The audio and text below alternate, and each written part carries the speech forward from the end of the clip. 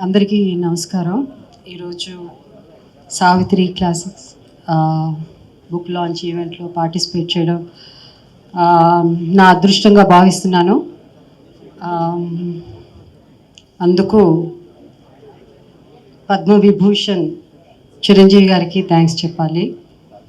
వారు నన్ను గుర్తుపెట్టుకొని నా ఇక్కడ ఆహ్వానించడం చాలా సంతోషంగా ఉంది. థ్యాంక్ యూ చిరంజీవి గారు. సావిత్రి గారి గురించి చెప్పాలి అంటే, సావిత్రి గారితో నేను కూడా 4 సినిమాలు నటించాను. చాలా చిన్నపిల్లని, అప్పుడు 14 ఇయర్సే. ఫస్ట్ సినిమా గుహనాథన్ గారి సినిమా, దాంట్లో నాకు మదర్గా యాక్ట్ చేశారు.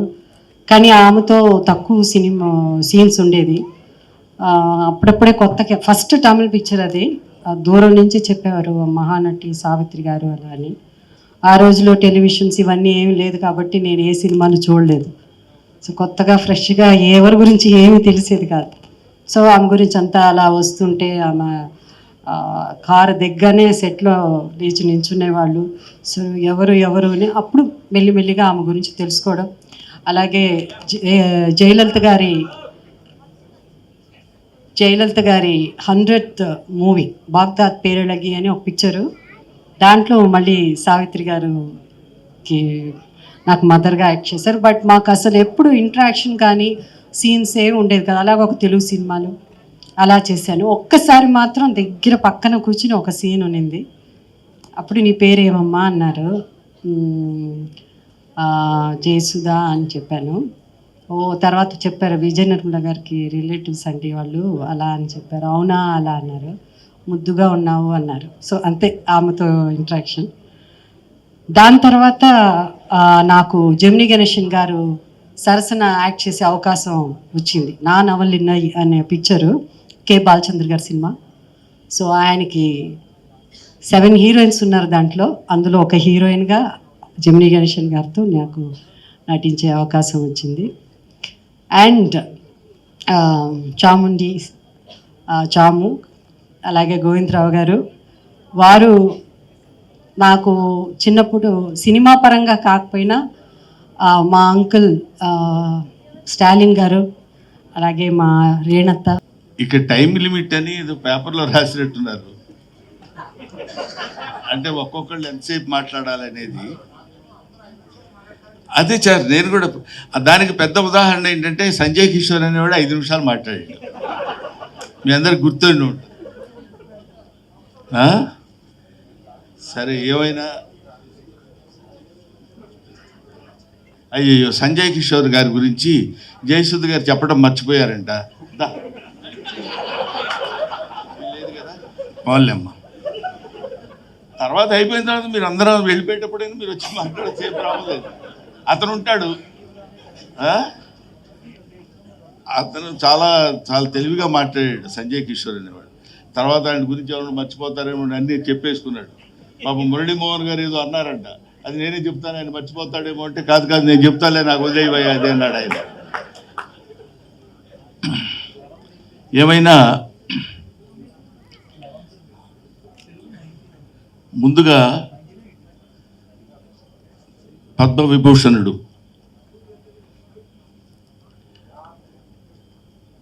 చిరంజీవి గారు ఈ కార్యక్రమానికి రథసారథి. ఆయన వచ్చి వెళ్ళిపోవడం అనేది సభలో జరిగేటువంటి అతి సహజమైన విషయం.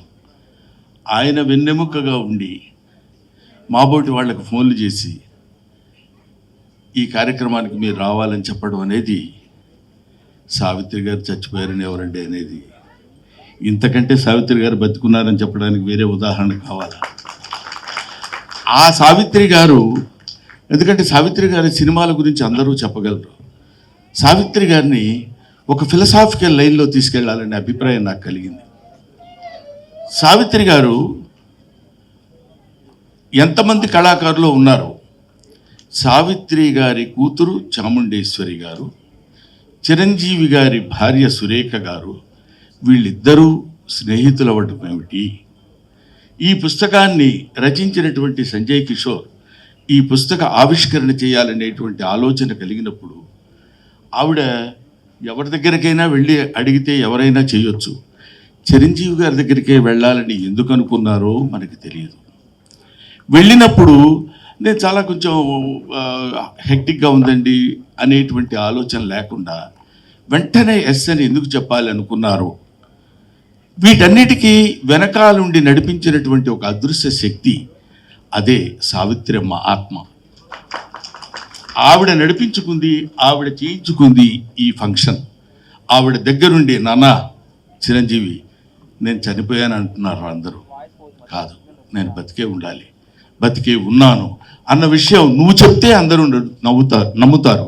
నువ్వు చెప్తే అందరూ తెలుగువాడు, తెలుగు మాట్లాడేటువంటి తెలుగు ప్రేక్షకుడు ఎవడైనా నువ్వు చెప్తే ఆనందిస్తారు, నమ్ముతారు. నాన్న నీ చేతుల మీదుగా నా పుస్తకాన్ని ఆవిష్కరించరా అని చెప్పిందేమో అనేటువంటి భావన నాకు కలుగుతుంది.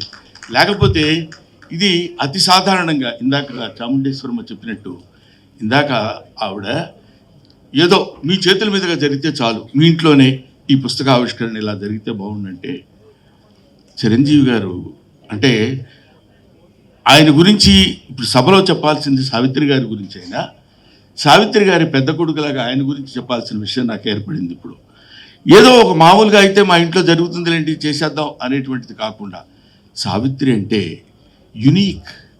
సావిత్రి అంటే ఒక నట శిఖరం.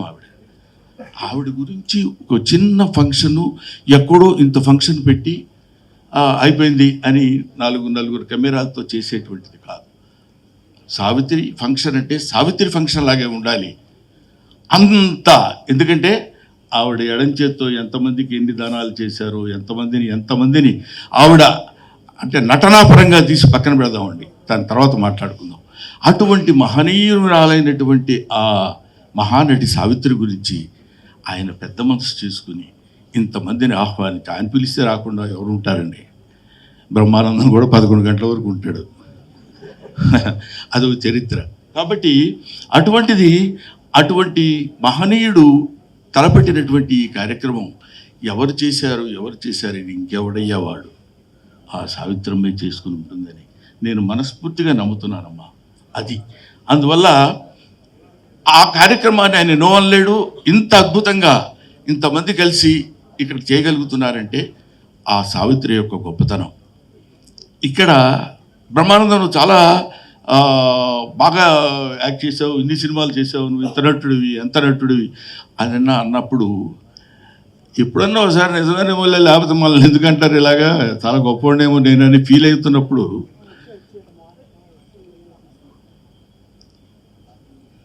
అది ఆవిడ నటించేటువంటి సినిమాలు ఏదైనా ఒక్క సినిమా అంతా కూడా కాదు, ఒక సీన్ అంతా కూడా కాదు, ఒక ఎక్స్ప్రెషన్. ఇందాక పరుచూరి గారు చెప్పినట్టు ఒక ఎక్స్ప్రెషను. డాక్టర్ చక్రవర్తిలో పాట ఉంటుంది, ఆ పాటలో అమ్మ నటించినటువంటి విధానం చూస్తే ఒక్క సెకండ్లో అంత రొమాంటిక్గా ఆ పాట ఏంటి, నీవు లేక వీణ పలుకలేనన్నది, నీవు రాదా నిలువలేనన్నది. ఆ పాట ఒకసారి దయచేసి మీ అందరికీ చేతులెత్తి నమస్కారం చేసి చెప్తున్నాను, గూగుల్లో కొడితే వస్తుంది, పాట చూడండి. ఇప్పుడు మేము మహానటులం, మేము చాలా గొప్పవాళ్ళమని బోర్డులు పెట్టుకునే వాళ్ళందరూ ఆ పాట ఒక్కసారి చూస్తే కనువిప్పు కలిగి వాళ్ళల్లో ఉన్నటువంటి నట అహంభావం మొత్తం దద్దలిపోయి పగిలిపోయి ముక్కలైపోయి ఆ తల్లికి చేతులెత్తి నమస్కరించాలనిపిస్తుంది.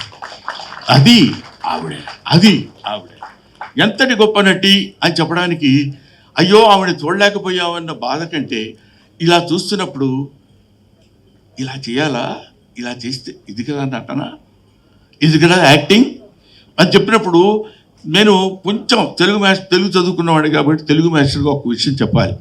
బంబెర పోతన అంటాడు, అంబ నవాంబుజోజ్వల కరాంబుజ శారద చంద్ర చంద్రికాగడంబర చారుమూర్తి ప్రకట స్ఫుట భూషణ రతన దీపికా చుంబిత దిగ్విభాగ శృతి సూక్త వివిక్త నిజ ప్రభావ భవాంబర వీధి విస్తృత విహారిణి నన్ను కృపదూడు భారతి అని కోరుకుంటాడు.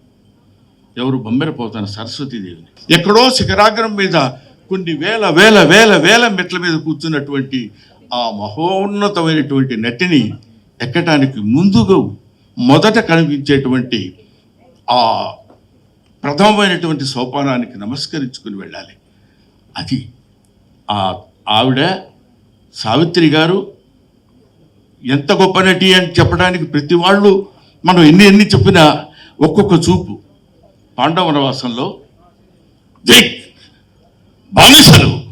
బానిసల కింద హంభామ దుశ్శాసన తోడ్కొని రమ్మా బంధకిని అని శ్రీరంగారావు గారు గద్దించి అడిగినప్పుడు మిక్కిలినేని రాధాకృష్ణమూర్తి గారు తీసుకొచ్చేసి ఆవిడ అక్కడ నిండు సభలో పడుకోబెట్టినప్పుడు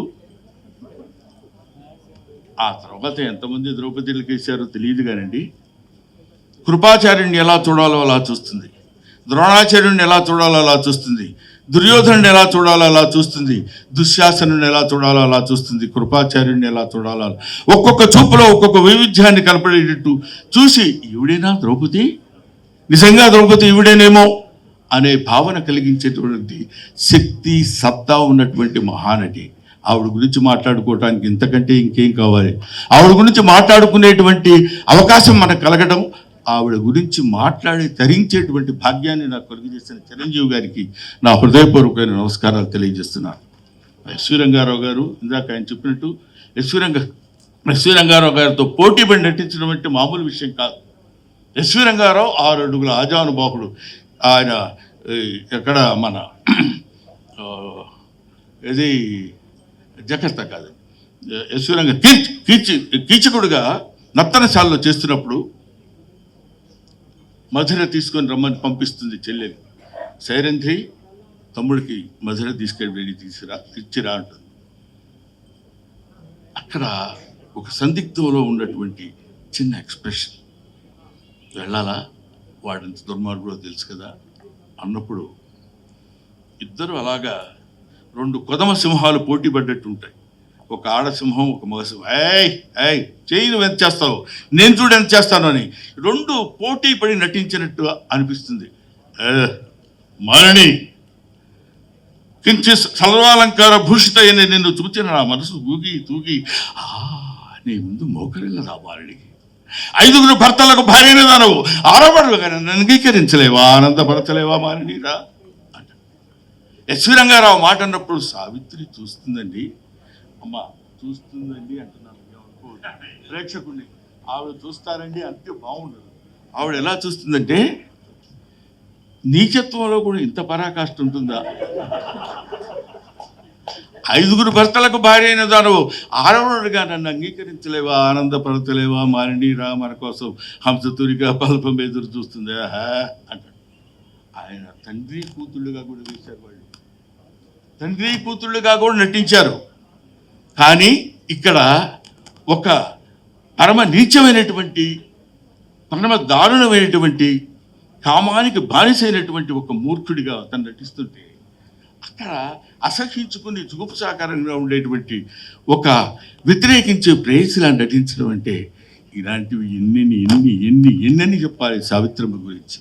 ఆవిడ ఒక విశ్వనట మహావృక్షం, ప్రపంచమంతా వ్యాపించినటువంటి ఈ నటీనటులకు కనువిప్పు కలిగించేటువంటి మహానట వృక్షం ఆవిడ.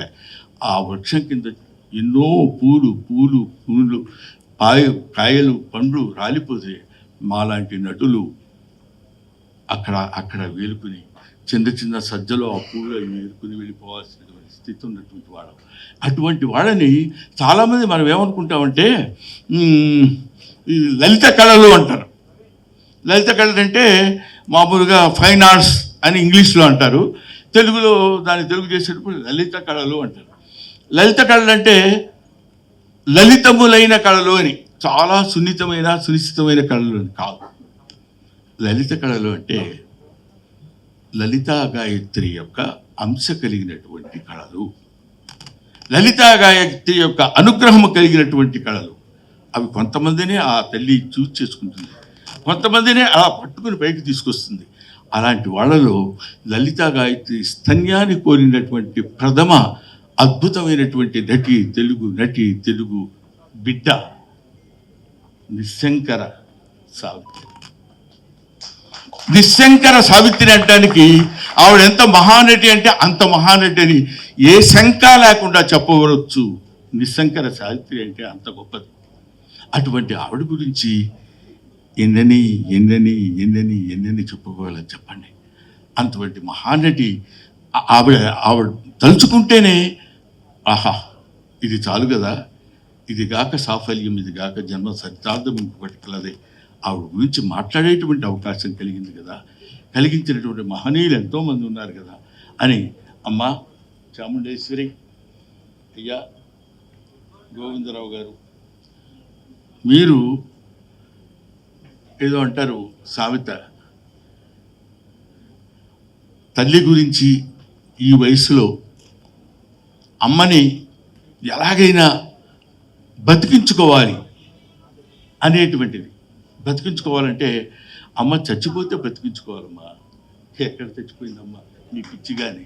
ఆవిడ ఉంటుంది ఉంటుంది ఉంటుంది ఉంటుంది.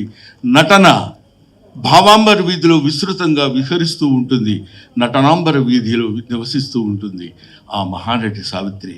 ఆ తల్లికి నా హృదయపూర్వకమైనటువంటి నమస్కారాలు తెలియజేసుకుంటూ, అంటే ఆవిడ నమస్సులు తెలియజేసుకుంటూ అని నేను ఎందుకన్నానంటే, చచ్చిపోయిన వాళ్ళకి నివాళులు అని చెప్తాను. నాకు ఇంకా ఆవిడ చచ్చిపోయిందనే మాట నా నోటి నుంచి రావాలని నాకు ఇష్టం లేక నేను చెప్తున్నాను. ఎదురుగా కూర్చున్నారు మా అరవింద్ గారు, ఆయన వాళ్ళ నాన్నగారు ఉన్నారు. మాకు చిన్నప్పుడు మోగ మనసుల్లో వీళ్ళిద్దరు కాంబినేషన్ ఉండేది. ఎదుగా ఇటు పక్క రొయ్యలు, ఇటు పక్క కొరమైన చేపలు, ఇటు పక్క ఇవి నా వల్ల కాదా అనేవాడు ఆయన. ఏంటి ఈయన ఇలా అన్నప్పుడు ఒక చిన్న మోగ మనసుల్లో సావిత్రమ్మ గారు ఆయన చేస్తున్నటువంటి నటన కాకుండా క్యారెక్టర్ పరంగా ఒక చిన్న నవ్వు నవ్వేది. మీరు ఒకసారి వీలుంటే ఒకసారి చూడండి. ఇలాగ ఎన్ని కోటి సీన్లో సద్గా అది శవం, అది అని ఆయన ఒక మహానటుడు. ఇలాంటి మహానటుల యొక్క సమ్మేళనం అదొక మంచి మనసు. ఇది మహానటుల యొక్క సమ్మేళనం. ఆ రోజుల్లో ఎస్వి రంగారావు గారు, సూర్యకాంతమ్మ గారు, అల్లు రామలింగయ్య గారు, ఎన్టీ రామారావు గారు, నాగేశ్వరరావు గారు, ఎవరు కృష్ణరాజు గారు, శోభన్ బాబు గారు, ఇలాంటి కన్నామ్మ గారు, ఆవిడ, ఇలాంటి వాళ్ళని ఎవరిని మనం అంటే ఇంకా కన్నామ్మ గారు మాకంతా లేదు కాబట్టి ఒకవేళ మిస్ అయి ఉండొచ్చేమో కానివ్వండి. అంతటి మహనీయులైనటువంటి గడ్డ పుట్టినటువంటి మన తెలుగు గడ్డ మీద ఆ మహానటి సావిత్రి పుట్టింది. ఎంతమంది ఉన్నా Savitri she's not 3, Savi 1. Thank you very much. నాకు ఈ అవకాశాన్ని కల్పించిన మీ అందరికీ నా హృదయపూర్వక నమస్కారాలు తెలియజేసుకుంటూ, ముఖ్యంగా ఈ పుస్తక రచన ఆ పాప అతను చెప్పకపోతే సూసైడ్ చేసుకుంటాడు. అతని పరిస్థితి అది. ఎందుకంటే నేను ఇంత కష్టపడి రాశాను, ఈయన సావిత్రి